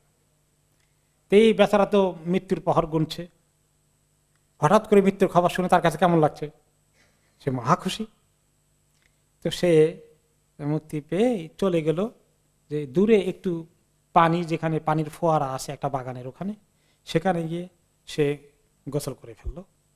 গোসল করে মসজিদে এসে কালিমা শাহাদা পড়ে ফেললো, আশহাদু আল্লা ইলাহা ইল্লাল্লাহ ওয়া আশহাদু আন্না মুহাম্মাদান রাসূলুল্লাহ, ইয়া মুহাম্মদ। তারপর নবী করিম সাল্লাল্লাহু আলাইহি সাল্লামকে সামনে গিয়ে কালিমা পড়ে বললেন, ইয়া মুহাম্মদ আল্লাহি মা কানা আলাল আরদি ওয়াজহুন আবগাদা ইলাইয়া মিন ওয়াজহিক, হে মুহাম্মদ, সত্যি কথা বলি, পৃথিবীতে সবচেয়ে ঘৃণার চেহারা ছিল আমার কাছে আপনি মুহাম্মদের চেহারা। ফাকাদ আসবাহা ওয়াজহুকা আহাব্বাল উজুহি ইলাইয়া, আজকে আমার কাছে আপনার চেহারা সারা দুনিয়ার মধ্যে সবচেয়ে আকর্ষণীয় সম্মানের চেহারা পরিবর্তন হয়ে গেছে। আল্লাহি মা কানা মিন দীনিন আবগাদা ইলাইয়া মিন দীনিক, আপনার দিন ধর্ম যেটা দিকে ডাকেন সেটা ছিল আমার কাছে সবচেয়ে ঘৃণিত ধর্ম। ফাআসবাহা দীনুকা আহাব্বুদ্দীন ইলাইয়া, আপনার দিন আজকে আমার সবচেয়ে প্রিয় পছন্দের দিন হয়ে গেছে। আল্লাহি মা কানা মিন বালাদিন আবগাদা ইলাইয়া মিন বালাদিকা, আপনার দেশ এই মদিনা ছিল আমার কাছে সবচেয়ে ঘৃণার জায়গা। ফাআসবাহা বালাদুকা আহাব্বুল বিলাদি ইলাইয়া, আজকে আপনার এই শহর আমার কাছে সবচেয়ে পছন্দের শহর হয়ে গেল। ওয়াইনা খাইলাকা আখাদাতনি ওয়া আনা উরিদুল উমরা ফামাদা তারা, আপনার এই বাহিনী আমাকে অ্যারেস্ট করে নিয়ে এসেছে, কিন্তু আমার একটু তামান্না ছিল আমি একটু উমরা করতে যাব, আপনি কি মনে করেন? উমরা করে যাওয়া নিয়ত করছে, তারাও আশেপাশে আর লোকেরা কিছু উমরা করতো, আর এখনো ইসলাম কবুল করেছে, উমরা করা তো সওয়াব আছে, এটাও বুঝতে পেরেছে। তো নবী করিম সাল্লাল্লাহু আলাইহি ওয়াসাল্লাম সুসংবাদ দিলেন, যাও তুমি উমরা করতে পারো, কোনো অসুবিধা নেই, আমার লোকেরা তোমাকে নিরাপত্তা দেবে, আমি বলে দিচ্ছি। তো সুমামা যখন মক্কায় পৌঁছে গেলেন, মক্কা লোকেরা তাকে ভালো করে চিনে, সে বনু হানিফা গোত্রের একজন বড় লিডার। সেখানে প্রথমে ঢুকেই সে এবার এই শিরকের তালবিয়া না তাওহীদের তালবিয়া পড়ে, লাব্বাইক আল্লাহুম্মা লাব্বাইক লাব্বাইক লা শারীকা লাক লাব্বাইক ইয়া আলাইকি তালবিয়া পড়ে। এখন সেটা আগে অন্য তালবিয়া পড়তো, লা শারীকা ইল্লা হুয়া লাকা, যে আল্লাহ আপনার কোনো শরীক না, তবে যেটা আপনি নিজের জন্য বাছাই করেছেন হুয়া লাকা, ওই শরীক আছে। এখন তো ওই শরীক আর কয় না দেখি। ফাআখাযাতহু কুরাইশুন ওয়া ক্বালু লাহু সাবাওতা ইয়া সুমামা, কুরাইশের লোকেরা সবাই তাকে ঘিরে ধরলো, সুমামা তুমি তো ধর্মত্যাগী হয়ে গেছো, তুমি তো মুরতাদ হয়ে গেলে আমাদের ধর্ম থেকে। সাবাউতা আল্লাহ আল্লাহি ওয়ালাকিন আসলামতু মা মুহাম্মাদিন সাল্লাল্লাহু আলাইহি ওয়াসাল্লাম, আমি ধর্মত্যাগী হইনি, আসল ধর্ম নিয়েছি, আমি মুহাম্মদ সাল্লাল্লাহু আলাইহি ওয়াসাল্লামের সঙ্গী হয়ে গেছি, তার কাছে ঈমান এনেছি। ওয়ালা ওয়াল্লাহি লা ইয়াতিকুম মিনাল ইয়ামামাতি হাব্বাতু হিনতাতিন হাত্তা ইয়াদানা ফিহা রাসূলুল্লাহ, বলে যে আমার সঙ্গে উল্টাপাল্টা কিছু করবা, আমি একদম ইয়ামামাত থেকে তোমাদের সমস্ত ফুড সাপ্লাই বন্ধ করে দেব। মক্কার মধ্যে গম টম তো কিচ্ছু হয় না, কোত্থেকে আসে? ইয়ামামা এলাকার থেকে, নাজদ এলাকার থেকে আসে সব সাপ্লাই, কোনো কিছু সাপ্লাই করতে দেবো না, কোনো যদি বেয়াদবি করো, উল্টাপাল্টা কিছু করো। আর শুধু তাই না, এখন তো শুনে আমি বলে গেলাম, যদি মোহাম্মদ পারমিশন না দেয় 1 কেজি গম আসবে না মদিনা রিয়াদ থেকে, ওখানে ওনার পারমিশন ছাড়া দেবো না আমি আর এখন থেকে, বলে দিলাম, ডিক্লার করে দিয়েছে। তার গায়ে হাত তোলা তাদের সাহস নাই, মানে ইয়ামামা লোকদের খেপালে তাদের রিজিক সাপ্লাই বন্ধ হয়ে যাবে। এরপরে ঠিকই তিনি নিরাপত্তার সাথে উমরা করে আবার ওনার এলাকায় ইয়ামামা নাজদে চলে গেলেন। এরপরে ওখানে গিয়ে সিদ্ধান্ত নিলেন এই মুশরিকদেরকে কোনো সাপ্লাই দেওয়া যাবে না, বন্ধ সব। ওদের ব্যবসায়ীরা গিয়ে খালি উট নিয়ে ফেরত আসলো। এখন মক্কার অবস্থা কাহিল, খাদ্যের অভাবে দুর্ভিক্ষ দেখা দিয়েছে। হাত্তা আদররা বিকুরাইশিন আল জু', মদিনা মক্কাতে তাদের প্রচন্ড দুর্ভিক্ষ শুরু হয়ে গেল। ও আকালুল এলহেজ, মক্কা লোকেরা শেষ পর্যন্ত এলহেজ খাওয়া শুরু করলো। এলহেজ কি জিনিস? যদি কোনো সময় মন্বন্তর যেটাকে বলে, তাই না, দুর্ভিক্ষ, মহা দুর্ভিক্ষ দেখা দিলে মক্কার লোকেরা যদি কোনো জায়গায় একটা উট জবাই করতে পারে, এই উটের যে রক্ত আছে এটারও ধরে রাখে খাওয়ার জন্য। এই রক্তকে দিয়ে উটের পেটে নাড়ি ভুড়ির মধ্যে যেগুলো আছে, নাড়ি ভুড়ি তো সাফ করে আমাদের দেশেও খায় অনেক সময়, তাই না, ওইটার ভিতরে যেগুলো আছে এগুলো ফালানো, এগুলারে উটের রক্ত দিয়ে মাখিয়ে কাবাবের মতো বানিয়ে এগুলো খায় ক্ষুধার কারণে, মানে মরে যাওয়ার উপক্রম হলে এই খাবার খায়। এখন এই এলহেজ খাওয়া শুরু করেছে মক্কার লোকেরা। এখন শেষ পর্যন্ত মক্কার লোকেরা না খেয়ে মরবে। আবু সুফিয়ানের নেতৃত্বে মক্কার কোরাইশগণ ওনাকে পাঠালেন, তুমি মদিনে যাও, আমাদের সঙ্গে তো মোহাম্মদের চুক্তি আছে, কাজেই তুমি গিয়ে তার সঙ্গে আলাপ করো, এখন তো মোহাম্মদ আমাদেরকে না খাই মরার ব্যবস্থা করেছে, তার থেকে এখন আমাদের এই খাদ্যের লাইসেন্স নিয়ে আসো।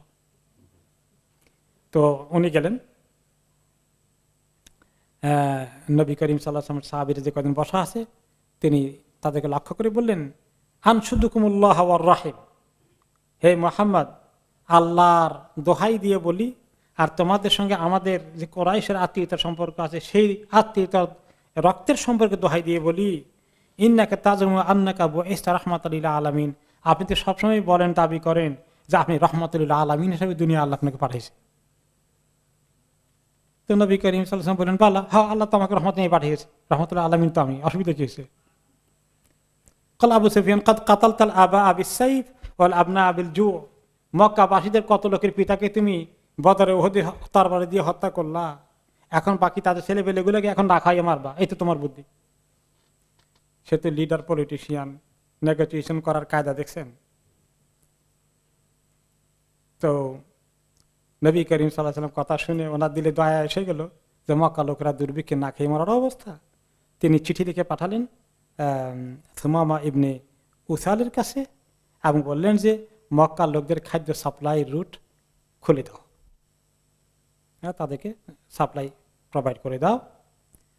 এবং সুমামা তাই করেছিলেন, তারা মোটামুটি খাবার পেয়েছিল। পরবর্তী পর্যায়ে সাপ্লাই শুরু হয়ে গেছে। আবার আল্লাহ তাআলা ওই ঘটনা নিয়ে একটি আয়াত নাযিল করেন, সূরা আল মুমিনুনের ৭৬ নম্বর আয়াতে আল্লাহ তাআলা ইরশাদ করেন, ওয়ালাকাদ আখাযনাহুম বিল আযাবি ফামাসতাকানু লিরাব্বিহিম ওয়া মা ইয়াতাদাররুন, এই কোরাইশদেরকে কতবার যে আযাব ধরলো এবং এই দুর্ভিক্ষের আযাব দিয়ে আমি তাদেরকে ধরলাম, কিন্তু তারপরে দেখা গেল যে তারা আল্লাহর কাছে নত হলো না, আল্লাহর শানে তারা সম্মান রাখলো না, ঈমান আনলো না, বরঞ্চ বিদ্রোহী থাকলো, তারা দোয়াও করলো না, আল্লাহর কাছে ফরিয়াদও করলো না, তারা তাদের শিরকের উপরেই থাকলো।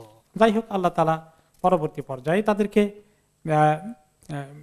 নবী করিম সাল্লাল্লাহু আলাইহি ওয়াসাল্লাম যখন খুলে দিলেন, পরিস্থিতি স্বাভাবিক হয়ে গেল।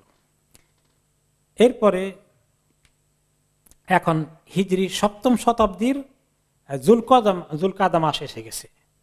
এই জুলকাদা মাসে নবী করিম সাল্লাল্লাহু আলাইহি ওয়াসাল্লাম সিদ্ধান্ত নিলেন সাহাবীদেরকে নিয়ে তিনি উমরাতুল কাদা আদায় করবেন। কাজা উমরা, এই যে হুদাইবিয়া সন্ধির সময় যে উমরা নিয়ে এসেছিলেন, তারা বাধা দিলে উমরা করতে পারলেন না, ১ বছর পরে উমরা করতে পারবেন এই চুক্তি ছিল। এবং সেই চুক্তি অনুযায়ী এখন সময় হয়ে গেছে, তিনি সাহাবীদেরকে অর্ডার করলেন যে চলো, আমরা এখন 1 বছর হয়ে গেল প্রায় এই চুক্তির, আমরা ইনশাআল্লাহ আমরা এখন সবাই উমরাতে যাব। আলহামদুলিল্লাহ, সাহাবীরা খুশি। তিনি তাদেরকে নিলেন যারা গত ট্রিপে গিয়েছিলেন আর নতুন কাউকে নেন নাই, কারণ এটা কাজা উমরা। তো যারা গতবারটা ছিলেন তাদেরকে নিয়েছেন। এরপরে সেখানে প্রায় ২,০০০-এর মতো ছিলেন পুরুষ, আর মহিলা এবং শিশু ছেলেপেলেরা আরো অনেক ছিল। শুধুমাত্র ওই সাহাবীরা জয়েন করেননি কয়েকজন, যারা খাইবারের মধ্যে শাহাদাত বরণ করেছিলেন, এছাড়া বাকি হুদাইবিয়ার সবাই ওনাকে জয়েন করলেন। নবী করিম সাল্লাল্লাহু আলাইহি ওয়াসাল্লাম মদিনাতে রেখে গেলেন যে সাহাবীকে নায়েব করে, উনি হচ্ছেন ওয়াইফ ইবনুল আতবাত আদ-দাইলি রাদিয়াল্লাহু আনহু। এবং নবী করিম সাল্লাল্লাহু আলাইহি ওয়াসাল্লাম সাথে করে 60টি উট নিয়েছিলেন কোরবানি করার জন্য। প্রশ্ন আসে, উমরায় কোনো কোরবানি আছে নাকি? কোরবানি কোনটার মধ্যে আছে? হজের মধ্যে আছে। এটা তিনি নিয়েছিলেন, এটাকে নফল কোরবানির রেওয়াজ তখন ছিল। আগের তরিকায় তিনি এই নফল ইবাদত করেছেন। তখন ওনার শরীয়তের হাজ আর ওমরা এখনো আসে না, এটা আগের শরীয়তার অনুযায়ী উনি ফলো করছেন। পরে যখন তিনি অন্যান্য ওমরা করেছেন, এভাবে তিনি কোরবানি দেননি বিদায় এখন আমরা ওমরাতে গেলে কোরবানি দেই না। আর সেটাও ফরজ ছিল না, শুধু ইব্রাহিম আলাইহিসসালামের সুন্নতটা জিলহজ মাসেই ছিল, কিন্তু আরবের লোকেরা নফল হিসেবে তখনকার শরীয়তের আগের ধারা অনুযায়ী নফল কোরবানির জন্য তিনি 60টি উট নিয়ে গেলেন। আর নবী করিম সাল্লাল্লাহু আলাইহি ওয়াসাল্লাম সাথে কিছু মোটামুটি অস্ত্র নিয়েছেন এবং নিজেদের আত্মরক্ষার জন্য বর্ম যেগুলো আছে ইত্যাদি। কারণ বলা যায় না মক্কার লোকেরা চুক্তি ভঙ্গ করে যদি কায়দা মতো অ্যাটাক করে শেষ করে ফেলতে পারে, তো আর চুক্তির দরকার কি। তিনি অসতর্ক হয়ে যাননি, সতর্কতার সাথে যোগ্য রাষ্ট্রপ্রধানের মতো তিনি সিদ্ধান্ত নিয়ে গিয়েছেন। যখন তিনি জিল হুলাইফা এলাকায় গিয়েছেন, সেখান থেকে তিনি ওখানেই মিকাত, মদিনাবাসীদের মিকাত আমরা জানি জিল হুলাইফা, ওখানে তিনি সেই জায়গাতেই তিনি থেমে এহরাম করলেন। সে জায়গায় আজকে মসজিদ হয়েছে, তখন তার মসজিদ ছিল না ওনার সময়। এবং সামনে তিনি ওনার মুহাম্মদ ইবনে মাসলামা রাদিয়াল্লাহু আনহুকে অগ্রগামী বাহিনীর সদস্য হিসেবে পাঠালেন। ওনারা এবারে মাশাআল্লাহ ইহরাম করে রওনা করে দিয়েছেন। মক্কার কাছাকাছি বিমাররিদ জাহরান এলাকায় যখন এসে পৌঁছলেন, মাসলামা রাদিয়াল্লাহু আনহু অগ্রগামী বাহিনী নিয়ে কয়েকজনকে নিয়ে আগে গেলেন, একটু রাস্তা ক্লিয়ার আছে কিনা সেগুলোর জন্য। রাসূলুল্লাহ সাল্লাল্লাহু আলাইহি ওয়াসাল্লাম একটু পিছনে আছেন। তখন কোরাইশদের কয়েকজন লোককে ওনারা দেখতে পেলেন। কোরাইশ লোকগুলো তাদেরকে জিজ্ঞেস করলেন, কি ব্যাপারে এই ঘোড়ার কয়েকজনকে নিয়ে তোমরা কেন এসেছো? তারা বললেন যে পিছনে নবী করিম সাল্লাল্লাহু আলাইহি ওয়াসাল্লাম এসেছেন আমাদের বাহিনী নিয়ে, সবাই মিলে আমরা ওমরা করতে আসছি, এই জন্য আমরা আসছি। ইসাববিহিল হাদাল মানজিল গাদান ইনশাআল্লাহ, আগামীকালকেই নবী করিম সাল্লাল্লাহু আলাইহি ওয়াসাল্লাম এতটুকু আমি এখন যেখানে পৌঁছেছি এখানে তিনি পৌঁছে যাবেন, অর্থাৎ তিনি আমাদের থেকে একদিন পিছনে আছেন। এরপরে তারা দেখলো যে এনাদের সাথেও বেশ অস্ত্র শস্ত্র মোটামুটি আছে। তো ওমরা করতে আসলে তো মানুষ অস্ত্র শস্ত্র আনে না, তার সাথে অস্ত্র আছে। তাদের সন্দেহ হয়ে গেল নিশ্চয়ই মক্কা দখলের উদ্দেশ্য আছে ওমরার নামে। তখন তারা এই খবর পেয়ে কোরাইশ যে কটা লোক এখানে ছিল তারা পাহারা দিত মোটামুটি মদিনা থেকে কিছু আসে কিনা, তারাও জানে যে কোনো সময় অ্যাটাক হতে পারে। তো তারা দৌড়ে মক্কা চলে গেল এবং কোরাইশদের যারা লিডার আছে খবর দিল। খবর পেয়ে সবাই ভীত হয়ে গেল, সর্বনাশ, হঠাৎ করে মুহাম্মদ আক্রমণ করছে চুক্তি ভঙ্গ করে। মা আহদাসনা হাদাসান ওয়াইনা আলা কিতাবিনা ওয়া হুদনাতিনা ফায়াকুমু ইয়াগজুনা মুহাম্মাদান ফি আসহাবি, আমরা চুক্তি ভঙ্গ করলাম না আর মুহাম্মদ এই চুক্তি ভঙ্গ করে আক্রমণ করতে আসছে, সাংঘাতিক কথা। তো তারা এখন দৌড়াদৌড়ি করছে, প্রস্তুতি নিবে, যুদ্ধ করবে। তো নবী করিম সাল্লাল্লাহু আলাইহি ওয়াসাল্লাম যখন এই মাররাদ দাহরান এলাকায় আসলেন পরের দিন, তখন ওনার কাছে খবর আসলো যে কোরাইশরা বলা বলি করছে মা ইয়াতাবাসুনা মিনাল আজাফ। ফাকালা সাহাবা রাদিয়াল্লাহু আনহুম ইয়া রাসূলুল্লাহ লাউ আকালনা মিন যাহরিনা ফাআকালনা মিন শুহুমিহিমা ওয়া হাসাওনা মিনাল মারাকি ফাআসবাহনা গাদান হাত্তা নাদখুলা আলাল কওমি ওয়া বিনা জামামুন। তো ওখানে আসার পরে সাহাবীরা শুনলেন মক্কার লোকেরা বলা বলি করে যে ওনারা তো সফর করছেন, প্রায় বেশ লম্বা সময় লেগেছে এবং সফরের সময় তো জার্নি করতে গিয়ে খাওয়া দাওয়া ঠিক মতো হয়নি, তারা কেউ কেউ ফুসকি মেরে দেখে চলে গিয়েছে। তো এসে দেখলে যে ওনাদের শরীরটা একটু টায়ার্ড ক্লান্ত ভাব, শরীর সফরের কারণে কিছু শুকিয়ে গেছে অনেকেই। তো তারা খবর দিল, আরে আসলে কি হয়েছে, সবগুলো দেখতে শুকাই গেছে, দুর্বল হয়ে গেছে। তো এই একটা মিডিয়া অপপ্রচার, দুশ্মনকে যদি নিরুৎসাহিত করে দেওয়া যায়, তাদের মন ভেঙে দেওয়া যায়, আর নিজের পক্ষের লোকদের যদি শক্তি বাড়ানো যায়, এটা তো একটা মিডিয়া প্রপাগান্ডা। তারা এই খবর ছড়িয়ে দিল সাইকোলজিক্যালি সাহাবীদেরকে উইক করতে আর মক্কা লোকদেরকে স্ট্রং করতে, যে তোমরা ভয় পেও না, তারা আসছে দুর্বল হয়ে সেখান থেকে। তো এই কথা আবার ওনাদের কাছে পৌঁছে গেল যে মক্কা লোকেরা এই কথা বলা বলি করছে, এই গুজব ছড়িয়ে দিচ্ছে মিডিয়ার মধ্যে। তখন সাহাবীরা নবী করিম সাল্লাল্লাহু আলাইহি ওয়াসাল্লামকে পরামর্শ দিলেন যে এক কাজ করুন ইয়া রাসূলুল্লাহ, আমাদেরকে একটু শরীরটাকে চাঙ্গা করতে হবে, স্বাস্থ্য ভালো করতে হবে মক্কা পৌঁছার আগে।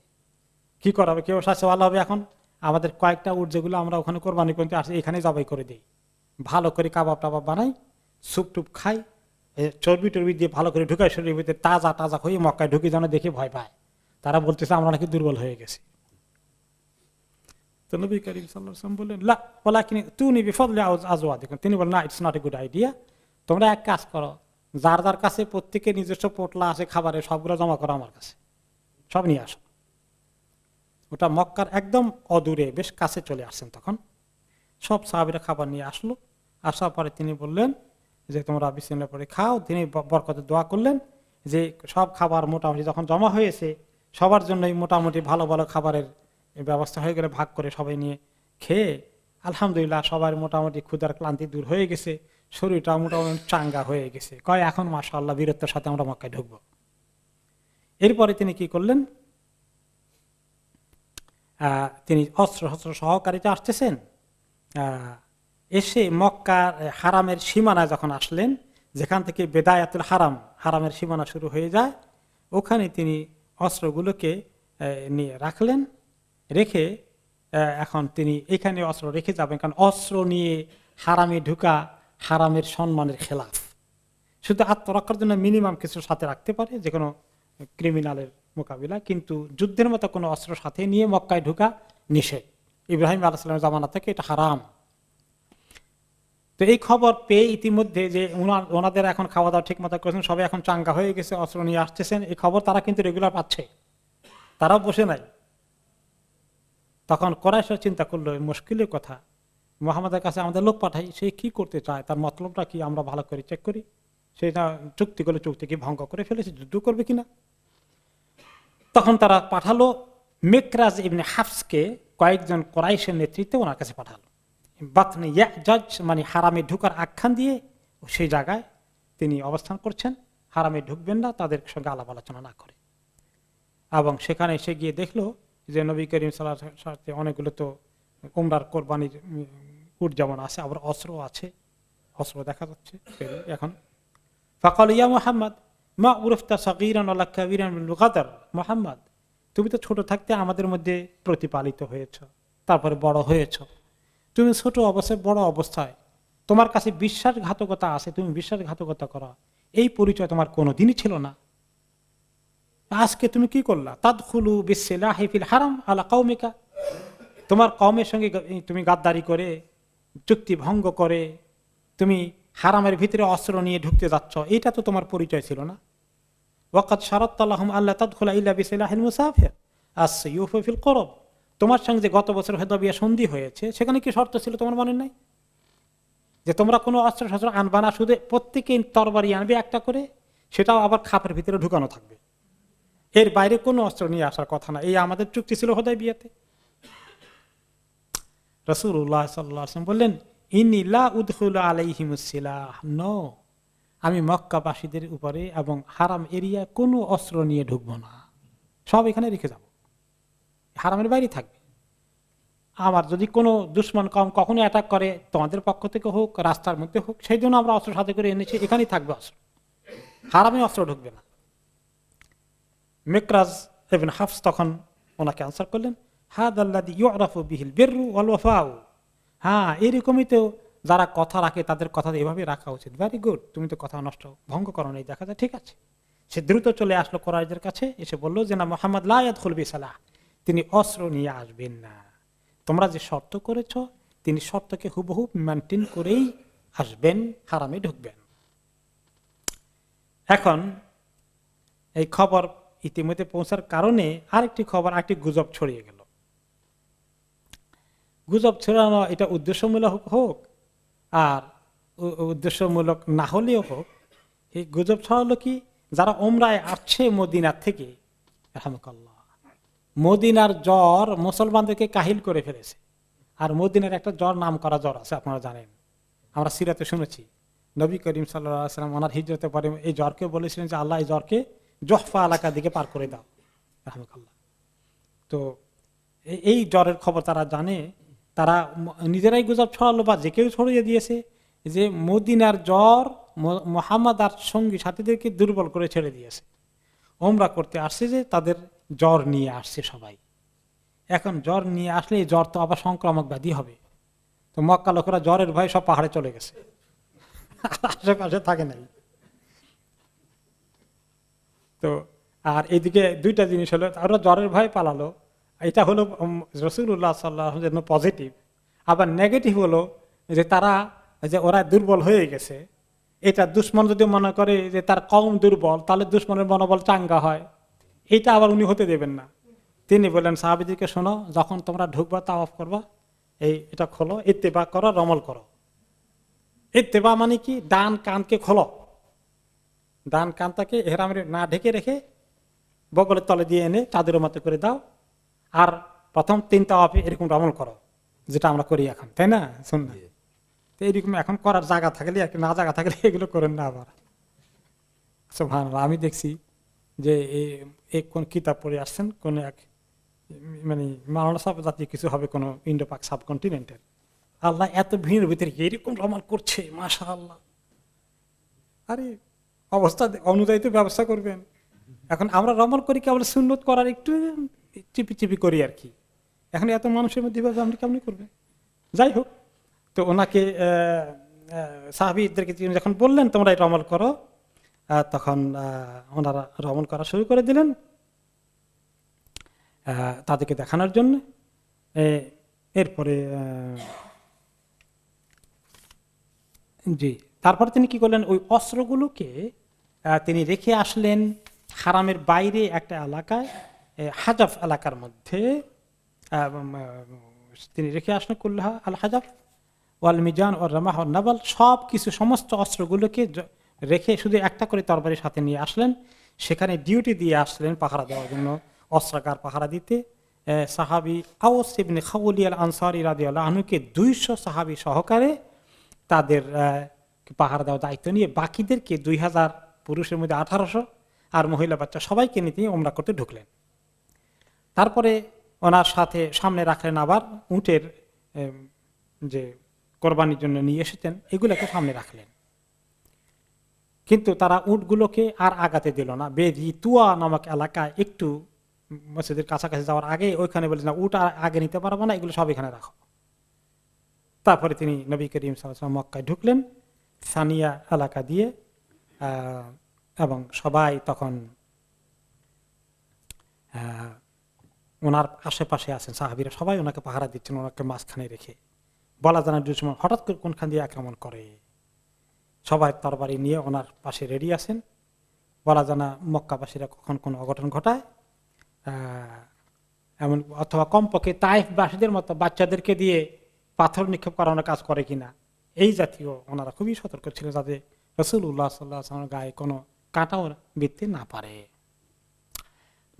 রাসূলুল্লাহ সাল্লাল্লাহু আলাইহি ওয়াসাল্লাম তালবিয়া পড়তে পড়তে মসজিদে হারামে ঢুকলেন বনি সাইবা দিয়ে, বাবে বনি সাইবা। এখনো কোন কোন কিতাবে লেখে বাবে বনি সাইবা দিয়ে ওমরা করতে যাওয়া উচিত। এখন বনি সাইবা কোথায় গেছে না গেছে, এই বাব গেট চেঞ্জ হতে হতে এখন ওইটা খোঁজার দরকার নাই। কোন কোন কিতাব ফলো করতে গিয়ে লোকেরা ওইটা খোঁজে, কোনখান দিয়ে ওইটা হোটেল হলো এদিকে, হোটেল হলো আরেক দিকে। এই মুসিবতে পড়ার দরকার নেই, ওটা হয়তো ওনার সময় ছিল বিদায় ওদিক থেকে যে রাস্তা দিয়ে তিনি ঢুকছেন তার কাছ থেকে ওটা ছিল, সেই হিসাবে ওদিকে বলা হয়েছে। তারপরে ইন্না রাসূলুল্লাহ সাল্লাল্লাহু আলাইহি ওয়াসাল্লাম লাম্মা দাখালা মক্কা কামা আহলু মক্কা সিমাতাইন। আর তখন মক্কার লোকেরা যারা পাহাড়ে উঠে গেছে, দেখেছেই বিবি বাচ্চাদেরকে সবাইকে দিয়া, কিন্তু মক্কাবাসীদের অনেকেই দূরে না থাকে, কিছু কাছে এসে তামসা দেখে, আর কিছু উল্টাপাল্টা করে কিনা মুহাম্মদ, বা কিছু করে অ্যাকশন নেয় কিনা, তার জন্য তারা অ্যাকশন নিতে রেডি হয়ে আবার তারা কিছু কাছাকাছি আছে। সে কাছাকাছি হচ্ছে মনে করেন দারুন নদওয়া যেটা ছিল এটার পাশাপাশি, আর তারা 2 সফ হয়ে রেডি, 2 দিক থেকে 2 লাইন আছে, যে কোনো রকমে যদি মুহাম্মদ উল্টাপাল্টা কোনো অ্যাকশন নেয় মক্কা দখলের জন্য, কাবা ঘর দখলের জন্য, তাহলে তারা ঝাঁপিয়ে পড়বে। আর এই সময় আব্দুল্লাহ ইবনে রাওয়াহা রাদিয়াল্লাহু আনহু ওনার সঙ্গে ছিলেন, তিনি কবি ছিলেন, তিনি কবিতা পড়ছিলেন নবী করিম সাল্লাল্লাহু আলাইহি ওয়াসাল্লামের প্রশংসা করে, এবং কাফেরদের দিনের পরিবর্তে ইসলামের জয়গান গেয়ে তিনি কিছু কবিতা সুন্দর করে নাশিদের মতো পড়ছিলেন। তো ওমর রাদিয়াল্লাহু তাআলা আনহু আবার ওনার কবিতা শুনে, যে কাবা ঘরে এসে আবার একটা কবিতা পড়ে কেন, এখানে তো আল্লাহকে ডাকবে, তাওয়াফ করবে, তালবিয়া করবে, ইবাদত করবে। তিনি বললেন, ইয়া ইবনে রাওয়াহা বাইনা ইয়াদি রাসূলিল্লাহি সাল্লাল্লাহু আলাইহি ওয়াসাল্লাম ফি হারামিল্লাহ তাকুল শের। আরে তুমি আর এখানে শের পড়া জায়গা পাও না, কবিতা পড়া জায়গা পাও না, আল্লাহ নবীর সামনে আর এই হারামের ভিতরে তুমি কবিতা পড়ো কেন? তো নবী করিম সাল্লাল্লাহু আলাইহি ওয়াসাল্লাম বললেন, খাল্লে আনহু ইয়া ওমর ফালা হিয়া আসআউ ফীহি মিন নাদহি নাবাল। ওমর থামো থামো, সে যে কবিতা পড়ছে এই কবিতা তাদের দিলে এমনভাবে আঘাত করছে, কবিতার মধ্যে ইসলামের কীর্তি গাথা আছে আর কুফরের নিন্দনীয় কথা আছে, এগুলো তাদের দিলে তরবারির চেয়েও বেশি আঘাত করছে, পড়তে দাও তাকে। তাহলে হালাল কবিতা পড়া মসজিদে জায়েজ আছে, আর যদি উল্টাপাল্টা কিছু গান বাজনা নিয়ে আসে তাহলে তো মুশকিল। এরপরে আমরা আসি যে তিনি মোটামুটি আলহামদুলিল্লাহ তিনি ওমরা করে ফেললেন। যখন ওনারা সাহাবীরা রমল করে ওমরা করছেন সবাই মাশাআল্লাহ বীরত্ব দেখানো সহকারে, তখন মক্কা লোকেরা বলল হাউলাইল্লাযিনা তাযউনা আনাল হুম্মা ওয়া হানাতুম, মক্কার কুরাইশরা একে অপরকে বলে আরে এদের কথাই বলছিলা, কে জানি বলল গুজব ছড়াইয়ে দিল যে তারা নাকি মদিনার জ্বর তাদেরকে কাহিল করে ছেড়েছে। আমরা তো দেখতে পাচ্ছি হাউলাই আকওয়া মিন কাযা ওয়া কাযা, তারা তো অনেক শক্তিশালী মনে হলো, মোটেই কোনো তাদের এনার্জি লুজ হয় নাই। অতঃপর নবী করিম সাল্লাল্লাহু আলাইহি ওয়াসাল্লাম তাওয়াফ শেষ করলেন। এরপরে তিনি মাকাম ইব্রাহিমের পিছনে 2 রাকাত নামাজ পড়লেন এবং সাহাবীরা ওনাকে তাওয়াফের সময় নামাজ সকল জায়গায় ঘিরে রাখছেন। সিকিউরিটির ব্যাপারে নো কম্প্রোমাইজ, রাসূলুল্লাহ সাল্লাল্লাহু আলাইহি ওয়াসাল্লামের ব্যাপারে ওনাদের এই সিরিয়াসনেস ছিল। সাফা মারাতে সাই করলেন ওনার দ্বারা, যখন তিনি করেছিলেন হাজার আসওয়াদে গিয়েছেন, চুমু দেন নাই তিনি, ওনার হাতের লাঠি দিয়ে তিনি হাজার আসওয়াদকে টাচ করেছেন আর সেটাতে চুমু দিয়েছেন। এটাও একটা সুন্নাত, এই তরিকায় চুমু দেওয়া যায়। তো তিনি হয়তো চুমু না দেওয়ার একটা কারণ হতে পারে আল্লাহু আলাম, সেটা হচ্ছে যে এই কাফেররা তো এখানে সব চুমু দেয়, কাফেরদের নাপাক মুখের মধ্যে ওখানে নিজের মুখ হাতে লাগাতে চান না, এটাও হতে পারে আল্লাহু আলাম। তো তিনি লাঠি দিয়ে টাচ করে লাঠিকে চুমু দিয়েছেন। এরপরে তাওয়াফ শেষ হলো, সাই শেষ হলো, সাই শেষ করে তিনি আল্লাহর কাছে দোয়া করলেন, বা সাইয়ের মধ্যে তিনি দোয়া করলেন আল্লাহুম্মা মুনজিলাল কিতাব সারিয়াল হিসাব হাজিমুল আহজাব আল্লাহুম্মা ইহজিমহুম ওয়া জালজিলহুম। আল্লাহ যিনি কিতাব নাজিল করেছেন, যিনি দ্রুত হিসাব নেবেন, যিনি সমস্ত আল্লাহ বিরোধী যত দল আছে দুনিয়ার মধ্যে যত গোষ্ঠী আছে সবাইকে যিনি পরাজিত করেন, হে আল্লাহ আল্লাহুম্মা ইহজিমহুম, আল্লাহ এই মক্কার কাফেরদেরকে আপনি পরাজিত করে দেন, ওয়া জালজিলহুম, আল্লাহ তাদের পায়ের নিচে আপনি কম্পন লাগিয়ে দেন, তাদের পা গুলো যেন জমিনে কাঁপতে থাকে, অর্থাৎ তাদের এই শক্তিকে আপনি খর্ব করে দেন, তারা যেন পরাজিত হয়ে যায়, মক্কা যেন আমাদের আন্ডারে চলে আসে। ইনডাইরেক্টলি তিনি এই দোয়া আল্লাহ তাআলার কাছে করলেন। এরপরে শেষ হয়ে গেলে নবী করিম সাল্লাল্লাহু আলাইহি ওয়াসাল্লাম নিজের চুল কাটলেন এবং তারপরে গিয়ে ওনারা করলেন, আগে জবাই করে দিলেন, এরপরে ওনারা চুল কাটলেন। তারপরে এই গ্রুপের থেকে তিনি বেশ কিছু লোককে পাঠিয়ে দিলেন অস্ত্র পাহারা দেওয়ার জন্য অস্ত্রাগারের কাছে, আর ওই যে 200 সাহাবী সেখানে ছিলেন তাদেরকে এসে তিনি ওমরা করার জন্য বলে দিলেন।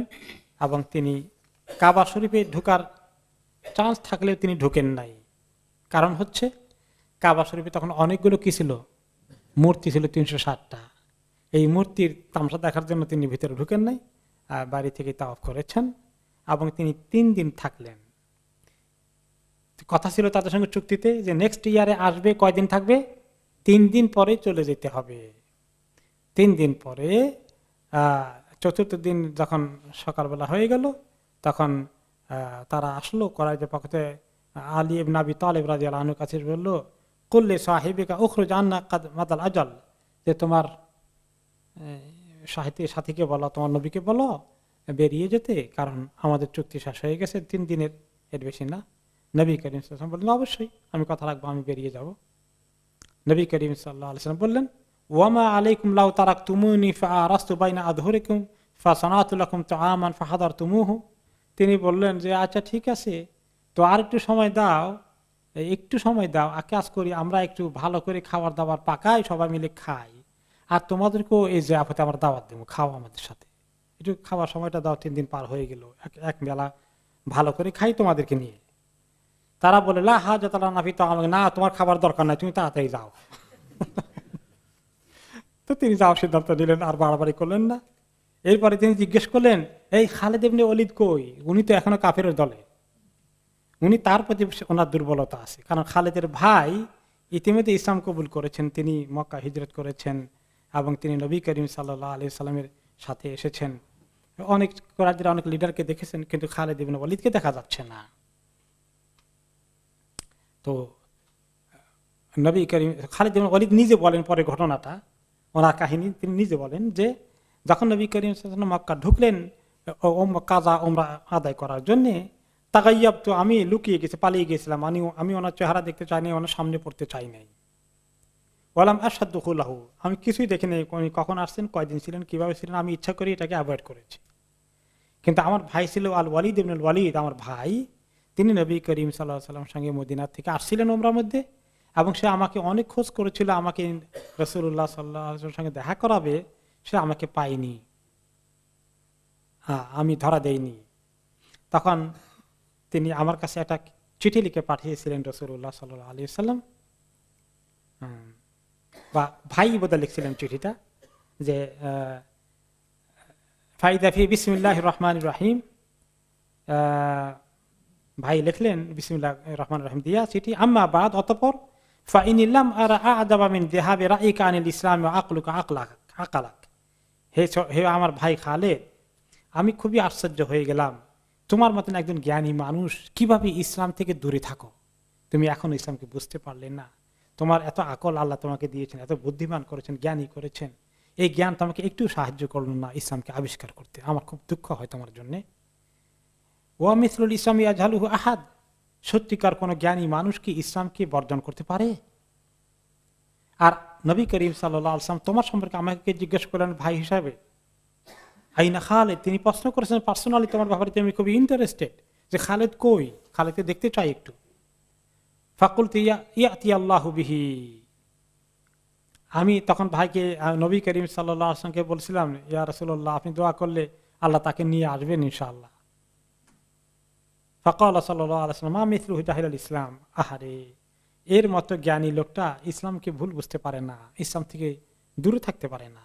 ওয়ালাউ কানা জাআলা নিকায়াতাহু জিদ্দাহুল মুসলিমিনা আলাল মুশরিকিন কানা খায়রান লাহু, সে এখন ইসলামের বিরুদ্ধে মুশরিকদের সঙ্গ দিয়ে যা তার এনার্জি, বুদ্ধি, যুদ্ধের টেকনিক সবকিছু ইনভেস্ট করছে, এইটা যদি সে মুসলিমদের পক্ষে করে মুশরিকদের বিরুদ্ধে করতো, তার জন্য যে কত কল্যাণ হতো। তাহলে এটা বোঝা গেল যে খালিদ ইবনে ওয়ালিদ জন্মগতভাবে অত্যন্ত মেধাবী, ট্যালেন্টেড এবং ভ্যারি ট্যালেন্টেড সমরনায়ক। এটা জন্মগতভাবে ন্যাচারালি আল্লাহ তাআলা ওনার ভিতরে এই যোগ্যতা দিয়েছেন। নবী করিম সাল্লাল্লাহু আলাইহি ওয়াসাল্লাম সেটা রিয়েলাইজ করেছেন। উহুদের যুদ্ধে কিভাবে তিনি পিছন দিয়ে আসছিলেন, এই টেকনিক কারো মাথায় আসেনি। কাজে যুদ্ধ পরিচালনার যে নীতি এবং যে নিয়ম তরিকাগুলো অনেক জানা আছে, এরকম এক্সপার্ট লোক ইসলামের পক্ষে আসলে ইসলামের শক্তি কত বাড়ত, এই খবর নবী করিম সাল্লাল্লাহু আলাইহি ওয়াসাল্লাম বললেন। ওয়ালা কাদ্দামনাহু আলা গায়রিহি, তাকে পেলে যে আমি তাকে কত সম্মানের আসন দিতাম, অনেকের উপরে তাকে টান দিয়ে ফেলতাম। ফাস্তাদরিক ইয়া আখি মা কাদ ফাতাকা, ভাই, ভাই চিঠি লিখছে তো, এই কথাগুলো লিখছেন, বলছে ভাই যা মিস করেছে মরিস, এখন সামনের দিকে আর মিস করো না, তুমি জলদি করে সাড়া দাও। ওয়াকাদ ফাতাতকা মাওয়াতুন সালিহা, কত ভালো ভালো সুযোগ তুমি মিস করলা, আল্লাহ নবীর জিন্দা আছেন এখন, তুমি আর সুযোগ মিস করো না। খালিদ রাদিয়াল্লাহু আনহু পরে বলেছেন যে ফালামা জাআনি কিতাবুহু, আমার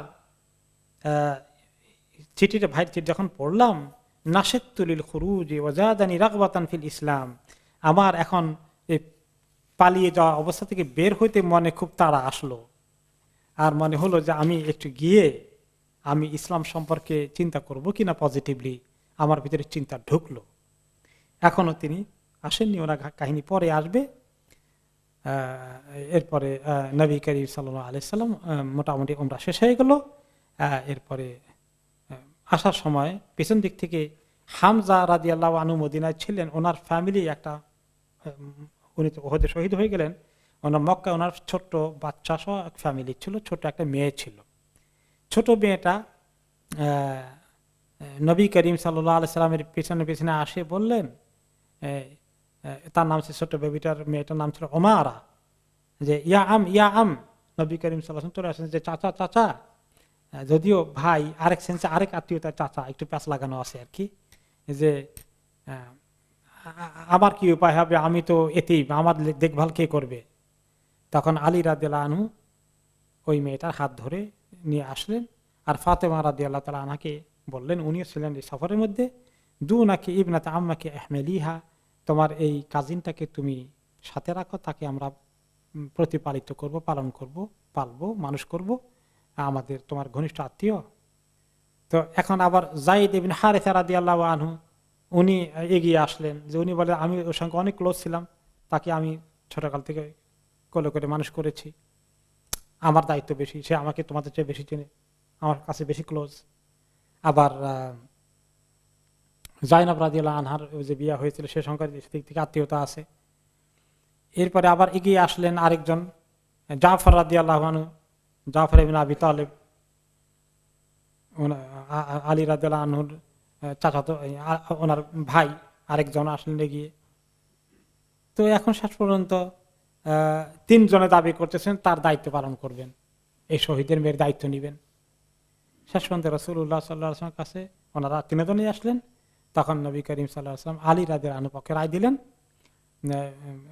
তো আলী রাদিয়াল্লাহু তাআলা আনহু পরে ওনাকে নিয়ে আসলেন এবং ওনাকে দায়িত্ব পালন করলেন। এইভাবে ওনারা আলহামদুলিল্লাহ মদিনার দিকে আসার প্ল্যান করছেন।